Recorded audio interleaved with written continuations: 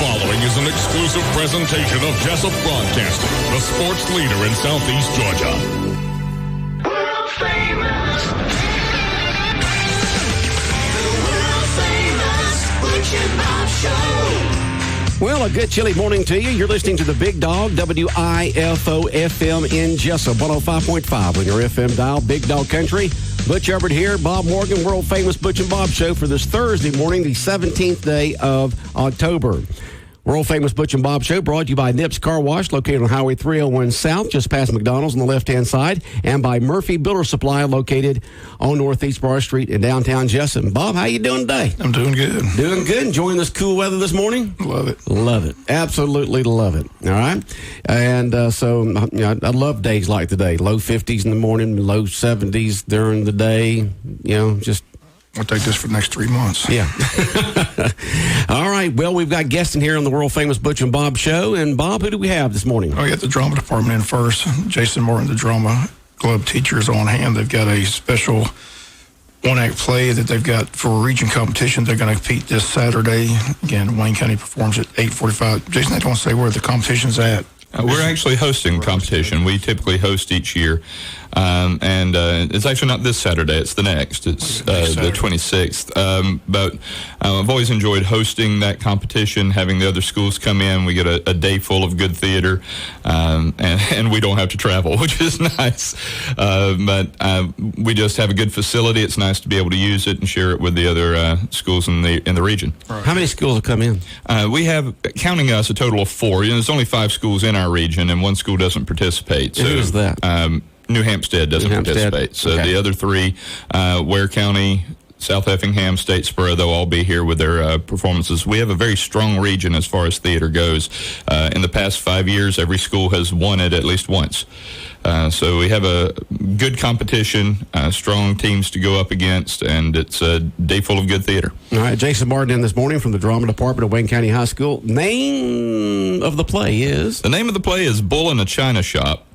And it's a nice little dark comedy / mystery, a little bit of 2 genres mixed together there, where not only do you have some humor going on that you can enjoy, but also a little bit of a mystery trying to figure out who's doing the killing. It's actually got a couple of murders in it, in which these little old ladies who live across the street from a handsome detective decide they want to meet him. Well, how do you make a detective come to your house? You have a murder.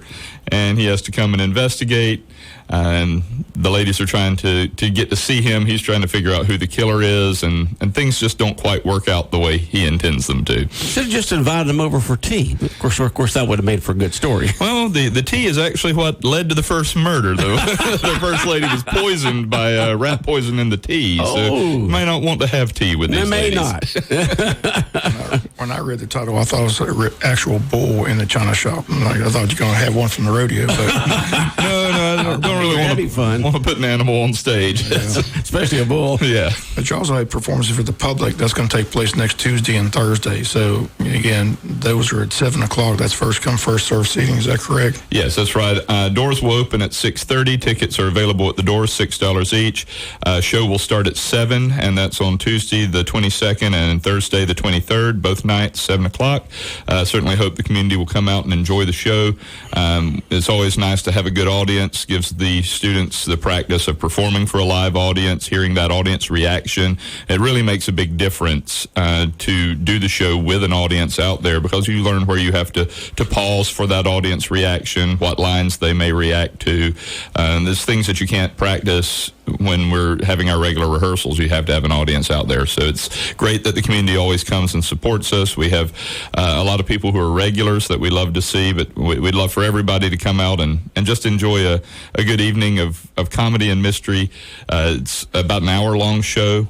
Because it is a competition show that we do have certain restrictions on, but love to share it with the public. Tell us about the set. What kind of sets will we see up there on stage? Well, typically with a one-act competition, you are restricted in that you must start the stage bare, bring everything on, perform your play, and remove everything within a 55-minute time limit. So sets typically are not very extensive for this competition because of that restriction. We're actually doing a little bit more than I've done in the past in that we do have some panels bringing out to create some side walls. We have to have a front door and a window, so we did need to create some side walls. So we have students who are backstage positions that their job is to bring all those pieces out. We have several chairs, sofa, tables that are being brought out to create this living room for these old ladies.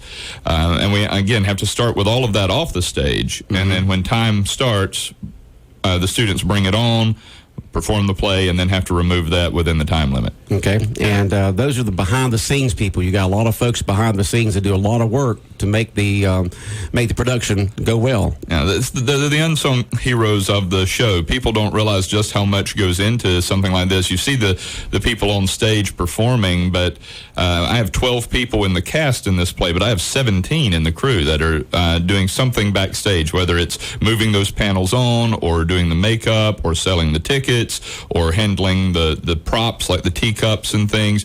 17 different people running around, each responsible for different aspects of the show. They all do a great job and have been working very hard to get everything done just right and within that time limit. It's good that you can find volunteers like that to do that kind of work behind the scenes and help out. Right. I have a lot of students that's actually what they prefer to do. They don't necessarily want to be on stage in front of anybody, but they want to be a part of the production.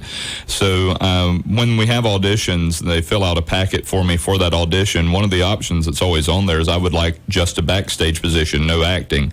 And I have a lot of students that's what they check each time. They want to do the props. They want to do the lights. They want to work with something along that line. And then many students will try out for an on-stage part and then take a backstage position if they don't get on stage. But most students are just very happy to be a part of the production. All right, you've got all these students who, say, I'd like to act, I want to be in these plays. Mm-hmm. You, as the drama director, has to choose which actor or actress you think is going to fit in that part best. How do you do that? Personality, talent, how do you do it? That is the hardest decision I make for the entire play. It really is painful because I don't want to hurt anybody, but I only have particular parts that I have to give, and I can't give everybody an on-stage part. I can't give everybody the part they want. So we do have auditions, 2 or 3 days of auditions where the students are on stage. They try out through a combination of some improv scenes where maybe I'll tell them to go on stage in pairs, okay, and you're going to have an argument about something. Let me see that argument act out. Or they may go on stage and I'll tell them, you read this part, you read that part, start on page 12, and they read the part and I listen vocally to how they're interpreting the lines and what meaning they can give into that. And I make all my notes of who I feel does well in each one, and over those 2 to 3 days I have to narrow it down and make a decision as to who fits that part, that characterization the best. I'm always real nervous until we do our first read through because I don't know if I've gotten it right, but I always feel like I do a pretty good job with it. I think this cast is very strong. Everybody fits the personalities well and is doing very well with their characters. And then again, the people in the backstage are hardworking, doing what they need to do as well. Okay, Jason Martin here from the drama department of Wayne County High School. They got a one-act play that'll be next week. The Saturday week will be competition. Couple of performances next week at the high school, correct? That's right, Tuesday and Thursday night, 7 o'clock. And name of the play once again is? Bull in a China Shop. Dark comedy. Is Dark that right? comedy. All right, well, why don't you introduce the cast in the order that you'd like to do it, and let's get started. Okay, I brought a few of my seniors. I have a lot of seniors this year, and I brought about 5 of them. These are all from the cast. And we'll start off with the guy who is the focus of the whole play, that these 6 old ladies, these 6 old maids, have seen this handsome detective who lives across the street and become infatuated with him. And that detective is Dennis O'Finn, played by Ray Lantrip. Ray, good morning. Good morning. Why don't you either bring the mic up or you go down a little bit? Okay. Tell us your name once again. Ray Lantrip. Your parents? Travis and Terry Lantrip. And you're a senior? Yes, sir. Okay. And how long have you been in the drama department of Wayne County High School? I've been in the drama department since I was a freshman. Okay. Tell us how you approach this character. He's very odd. He actually reminds me of, the show Frasier? He reminds me of Frasier Crane a lot. Oh, does he? Yeah, he's very neurotic and loses his temper. He's a short fuse. But yeah, I kind of actually have modeled it a little bit off of that. But he's very reactive. He's almost reacting to all the other characters on stage. So it's a lot of fun. I just kind of have to watch them and take what they give and just give it back. Okay.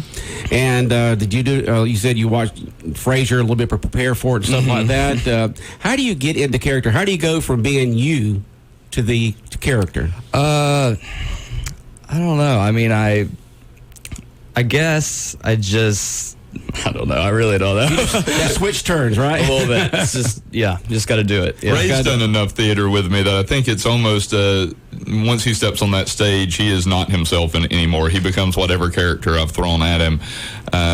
I think this is your, seventh play with me? Yep. So he's done so many different things. He's great. As soon as he steps on that stage, he becomes that character. And it really, after you've done enough, it becomes a switch that just turns. Right. That when you're out there, you have to become that person. Okay. And have you enjoyed playing this character? Absolutely. It's really fun. It's one of my favorite characters that I've done. Okay. All right. Anything else?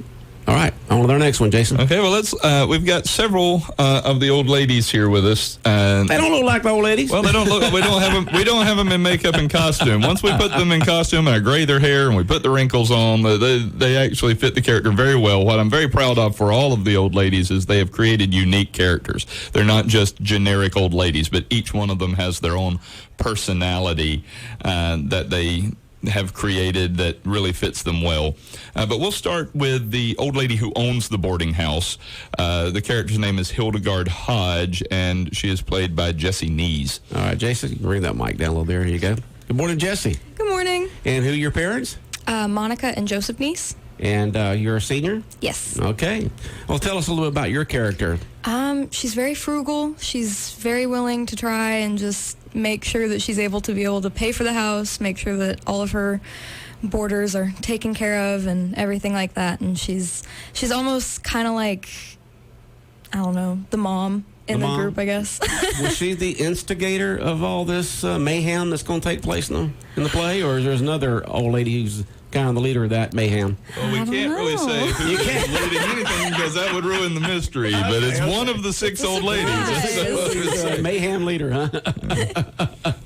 All right. And how long have you been with the drama department? Since I was a freshman. All right. And you've been in several plays so far? Yes, sir. This is also my seventh play. Seventh play. Man, you enjoying this character? Yeah, I like her a lot. I think that she's really interesting. She's one of those characters that you kind of want to like, but you also don't want to like her. So, I like her a lot. It's interesting to listen to actors and actresses, whether it's high school, whether it's college, whether it's Hollywood, movies, whatever, talk about their characters like they're a person, but they're talking about another person. Right. You know? Right. You know, I'm talking about that person over there, which is actually them playing that person, but it's always, it's like in the third party there. And a good actor or actress is going to do that. They're going to separate themselves personally from that character, and the students I have do an excellent job of that. Yeah, and, for folks who become involved with the character, let's say like Frasier, we all think that Kelsey Grammer, well, he must be like that, but he's not in real life, Okay, well, thank you very much. Great, all right, thank you. On the next. We're going to bring up now Elizabeth Ellsworth, one of the old ladies, that will give something away here. She's the first one to die. She ends up being the victim that brings Detective O'Finn to investigate, and so the old ladies decide they have to have a murder to get him over there, and she just happens to be the unlucky one to drink the poisoned tea. But the other old ladies aren't necessarily sad that happened, because Elizabeth's a little mean. Thank you, Mr. Martin. A little closer. But the character's name again? The character is mean. That's Elizabeth, but the girl playing her, which Ellsworth? is Elizabeth Ellsworth, okay. which is Justice Holloway. She is not mean, but she's here with us today. Okay, good morning. Good morning. And your parents? Treese Holloway. Okay, and you're a senior this year? Yes. How many years have you been involved with the drama department at Wayne County High School? Just 2. 2 years? Yeah. All right. So how did you get this position as playing this old lady? Well, I did improv, and I read the lines, and he chose me. Has it been a fun character to play so far? Yes. Okay. Sounds like you got the first one who dies, but you must probably have a strong personality in the play, right? Yes. Definitely. She definitely does. I think the biggest challenge for her is that she actually is dead on stage for a while, so she can't move. She's got to be still. We really can't even see her breathing, and so that's been a big challenge to play that part, and she does a good job with it. Okay. So how did you practice your death scene? You know, you see those on movies all the time. I mean, do you go, or you just fall over? Or? No.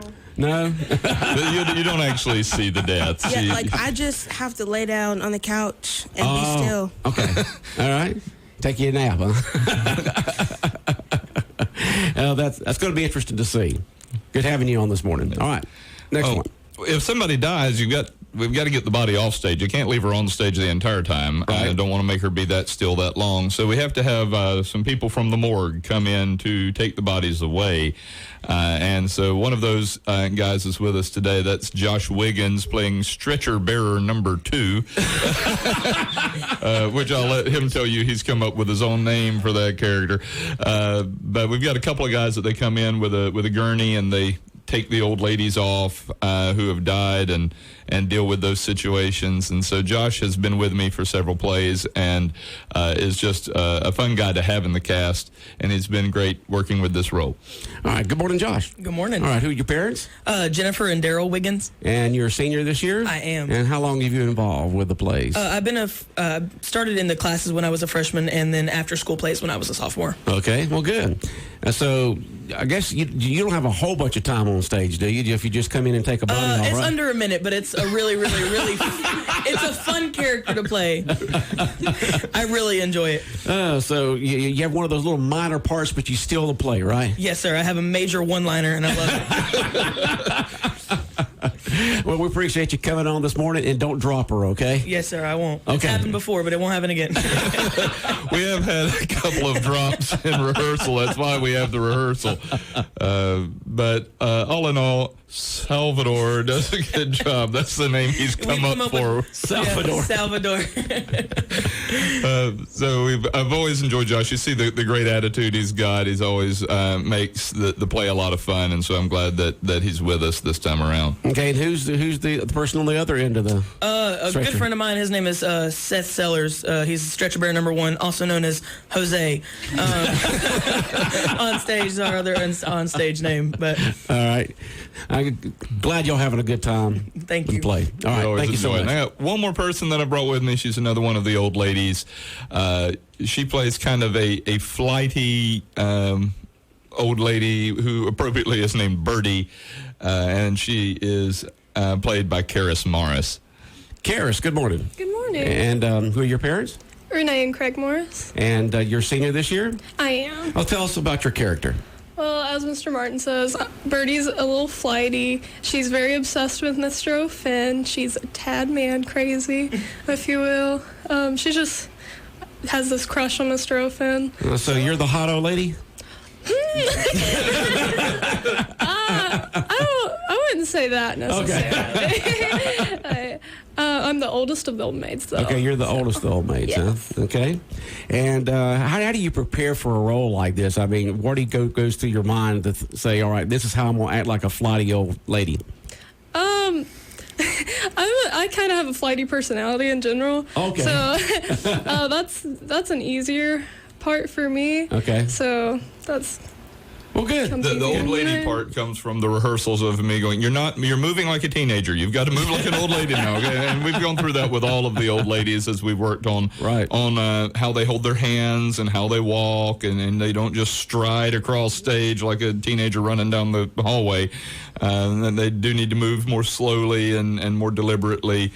And they've all grown very well with that in the past 6 weeks. When you're dealing with high school theater, playing age is one of the more difficult things. But our 6 old ladies have done a good job with that and have really developed the character where their motions fit the style of the character very well.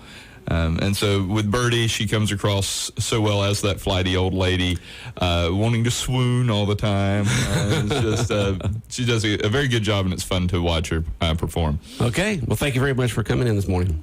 All right. Jason Martin in here with the actors and actresses from the one-act play that'll be held next week on which days? Tuesday and Thursday? Tuesday and Thursday, the 22nd and 24th, 7 o'clock. And then the competition? Competition is Saturday the 26th. It's an early morning. We actually begin at 8:45. We're the first play to perform. And with the competition, people can come and watch the shows, but we have to lock the doors when the shows begin. So you can't be late.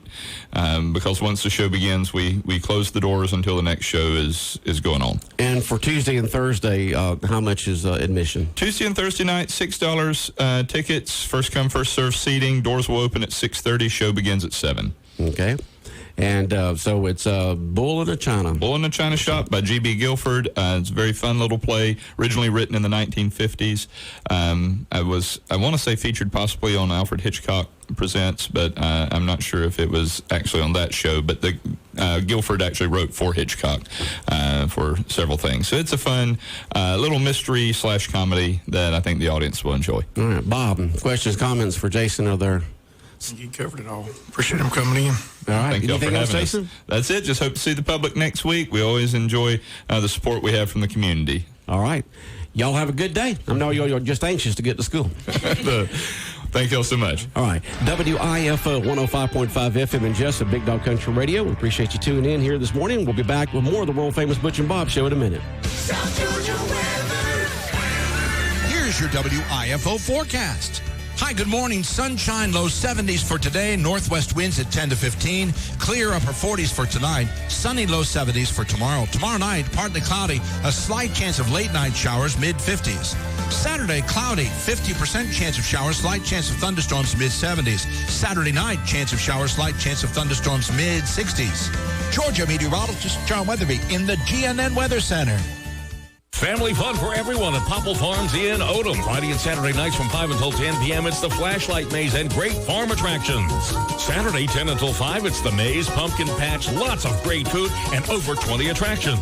Sunday afternoon, 10 until 5, check out the Maze, the Pumpkin Patch, as well as 20 great attractions. Children 4 to 11, $13. Adults, $15. Group rates available. Great fun for everyone now through October 27th at Popple Farms in Odom. Go to Tank Road on Highway 341 and follow the signs. WIFO FM in Jesup 105.5 on your FM dial, Big Dog Country Radio. Butch Hubbard here with you, along Bob Morgan, on this feel good Thursday morning. 50-something degrees outside and feeling real good, Bob. I like this. Got the rain that we needed the last couple of days, and now we got some nice cool weather, so nice. Very nice. Can't beat it. Can't beat it with a stick. It feels good when you step outside and it's 52, 53. Football weather. Football weather. Yeah. Well, let's see. What is the temperature going to be tomorrow night? Tomorrow night is going to be, well, we got a 50% chance of showers tomorrow night, mainly after midnight, so we should be okay. Kind of cloudy tomorrow night, low tomorrow night is 62. So the rain is predicted after midnight. So it could be a little overcast, but still in the, 60s. So it'll feel good. It's going to be a fun matchup, fun game. Looking forward to it. Yep. A lot of excitement down there in South Effingham. And new coach, new excitement. They're 6-1, 1-0 region play, scoring about 45 points a game with that high-flying offense. So it should be fun. Good match between their offense and our defense, but I believe our defense will win. And they stretch it out, or they throw quick passes, or what? They're pretty balanced, though. They got a good running back that they recruited from Calvary Day. Kid's going to Vanderbilt. Real good running back. Saw him earlier in the season. I said, Joe and I got to see this team when they played Long County first game of the year. The kid that impressed me was their quarterback. He's got 15 touchdowns already. He can spin it, as they say. He's pretty good. Plus, they got that big offensive lineman that they try to run against or run behind, and they do a good job. He's going to NC State, so they got several Division I players. So it should be a fun game. Okay. Looking forward to it up there in Guyton tomorrow night. Well, should be a good matchup. But right. I can't believe we're the underdog. That Georgia High School Daily puts out the lines every week, and they've got us as a 1-point underdog. But they must have been drinking something. We're not We're not losing this game. Okay, Bob. All right. We're not losing this game. We're not losing this game. No, we're playing. Going there. We're playing where November 8th for the region championship, and then we'll get our 3-peat T-shirts and ready to roll. Okay. Sounds good. Like that plan, Bob. Love your plan. That's the plan. That's the plan. Okay. Gotta believe. Gotta believe. Just like the dogs, you gotta believe. Gotta believe. Everybody bailing on the dogs. A friend of mine from Athens called. They said, "What's the sentiment down there?" I said, "We're still believing." Yeah, you got to watch it. It's all crazy. We laid an egg. It happens. It shouldn't happen, but it did. But still, everything in front of us. Just got to whip up on Kentucky Saturday and go from there. Really looking for the trip to Jacksonville. That's going to be fun. It was interesting listening to Chuck Oliver. We have our AM station, folks, Wayne County's Heritage radio station. Been on the air now for over 70 years. WLOP 1370 AM, Fox Sports Radio, The Buzz. Is all sports talk all the time with Fox Sports Radio. And yesterday, Chuck Oliver, who talks nothing but college football from 5 to 7 o'clock, was talking about the games this weekend between Georgia and Kentucky and how Georgia, that he would not want to be the coach. He would not want to be Kentucky because he feels that Kirby's going to have them fired up. Then you go over to the South Carolina, Florida side, and you got the different emotions there. It's going to be in the chicken coop, okay? It's going to be there in Columbia, South Carolina. South Carolina hosting Florida. You've got South Carolina, who's had this big emotional win over Georgia and got some confidence now. And then you got Florida, who got beat by LSU. And they got, so they got that I've got a win factor. And so he figures that as the game goes on, the emotion of the South Carolina Gamecocks from beating Georgia will slowly fade away during the game, and the talent of Florida will take over, and Florida will win. I don't believe it'll be close. I think Georgia fans will be even sicker Saturday night playing Kentucky, watching the score from the Florida, South Carolina. You can see that's what we should have done last week. So that's just my opinion. I don't think Carolina will play with Florida. Yeah. Well, I'd love for nothing. Look, we're pulling hard for the Gamecocks. Go in there and beat the Gators. We'd love that. That would help us tremendously, but I don't see it happen. I don't see it happen. Chuck Oliver didn't see it happen. He just said, at kickoff. But we didn't see South Carolina beating Georgia, so, you just don't ever know. I mean, I love watching these shows. There's some optimistic Gators that they just called up yesterday on this one show and just told the host that, by gosh, they're tired of being overlooked. They're going to win it all. So we'll see. Well, you got to believe in your team. Got to believe, right? Yeah, even if you are a Gator, you still got to believe in your team. That's what makes it so much fun. Can't wait for that trip to Jacksonville. That's going to be a war down there. It's going to be a good ball game. Love all that smack talking before the games. And there's Alabama just rolling. Yeah, and LSU. And LSU rolling. Yeah, they say that LSU is the elephant in the room, the dark horse, maybe the best team. So we'll see. We'll see when they go into Birmingham. Yeah.